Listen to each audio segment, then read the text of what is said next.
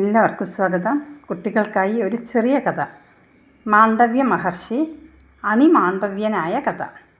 വളരെ കാലം മൗനവ്രതം അനുഷ്ഠിച്ച മഹർഷിയാണ് മാണ്ഡവ്യൻ.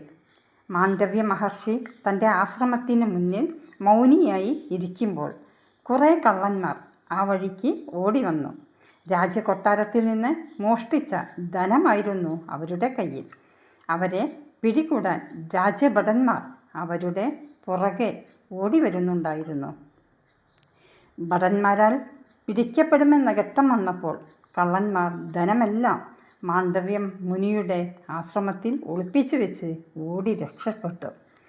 രാജഭടന്മാർ ആശ്രമത്തിൽ കടന്ന് പരിശോധിച്ചു. ധനമെല്ലാം അവിടെ ഒളിപ്പിച്ചു വെച്ചത് അവർ കണ്ടെത്തി. ആശ്രമനാഥനായ മാണ്ഡവ്യനെ അവർ പിടികൂടി. എടോ, താനല്ലേ രാജധാനി കൊള്ളയടിക്കാൻ കള്ളന്മാരെ പറഞ്ഞയച്ചത്? ഭടന്മാരിൽ ഒരാൾ ചോദിച്ചു. മുനി ഒന്നും മിണ്ടിയില്ല. അദ്ദേഹം മൗനവ്രതത്തിലായിരുന്നു. തൻ്റെ സൂത്രമൊന്നും ഞങ്ങളുടെ അടുത്ത് വേണ്ട. ആ കള്ളന്മാർ ഏതു വഴിക്കാണ് പോയതെന്ന് പറയുന്നതാണ് തനിക്ക് നല്ലത്. മറ്റൊരു ഭടൻ മാണ്ഡവ്യനെ ഭീഷണിപ്പെടുത്തി. അപ്പോഴും മുനി മറുപടിയൊന്നും പറഞ്ഞില്ല.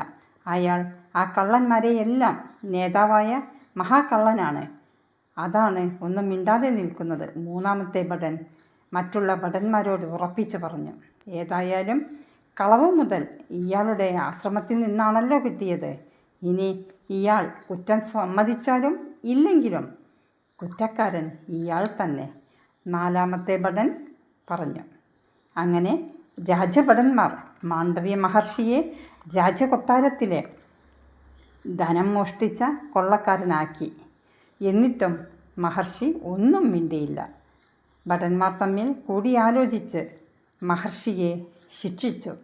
അവർ അദ്ദേഹത്തെ ഒരു ശൂലത്തിൽ കുത്തി നിർത്തുകയാണ് ഉണ്ടായത്. നിരപരാധിയായ മഹർഷി ആശ്രമത്തിന് മുന്നിൽ ശൂലത്തിൽ മരിക്കാതെ വളരെയേറെ നാളുകൾ കിടന്നു. പക്ഷികൾ വന്ന് മാണ്ഡവ്യന് ഭക്ഷണവും പരിചരണവും നൽകി. മഹർഷി മരണത്തെ അതിജീവിച്ച വിവരം കേട്ട് മഹാരാജാവ് ആശ്രമ മുറ്റത്തെത്തി. അദ്ദേഹം മാണ്ഡവ്യനോട് മാപ്പ് അപേക്ഷിച്ചു. ശൂലം വലിച്ചൂരി മാണ്ഡവ്യനെ രക്ഷിക്കാൻ മഹാരാജാവ് ഭടന്മാരോട് കൽപ്പിച്ചു. എന്നാൽ എത്ര ശ്രമിച്ചിട്ടും ശൂലം ഊരിയെടുക്കാൻ ഭടന്മാർക്ക് കഴിയുന്നില്ല.